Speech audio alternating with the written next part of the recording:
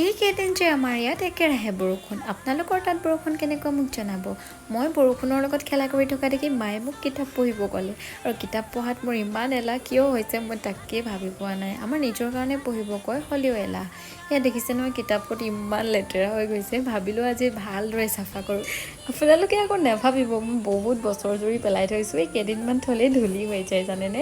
এতিয়া মই কঁঠালৰ গোন্ধ পাই কঁঠালৰ ওচৰলৈ আহিছোঁ। দেউতাই আজি ৰাতিপুৱা গছৰ পৰা ছিঙি থৈছিলে পকা কঁঠাল যে গোন্ধত মলমলাই আছিল আৰু ফুটাকেইটা বহুত ধুনীয়া টেষ্টি খাবলৈ। চাহ একাপ লৈছোঁ কিয়নো চাব লৈছোঁ আজি ফিল্ম। ডাৱৰীয়া বতৰত এনেকৈ ফিল্ম চোৱাৰ মজাই বেলেগ, তাতে ৰাণী মুখাৰ্জী ফিল্ম মোৰ ফেভৰেট এক্টৰ। আপোনালোকৰ হয় নাই জনাব। তো এতিয়া মই ৰুমাল চিলাই কৰিব লৈছোঁ। ৰুমালত ফুল কৰিছোঁ, ইমান পাকৈত নহয় যে কৰাত, বহুত কেইখন এনেকেই পৰি আছে। তাতে যিকেইখন হৈছে মাৰ গালিৰ বলত হৈছে। আপোনালোকক সঁচা কথাটো কৈ দিছোঁ আৰু এতিয়া বতৰৰ দিনত মেগী খোৱাৰ, মই আকৌ এইফালে দুটা ফটা মেগী লৈ লৈছোঁ, তাতে খিৰিকী খুলিছোঁ জাহাজী কলৰ ভিউ এনজয় কৰি খাবলৈ। বাৰু আজিলৈ ইমানেই, বাই।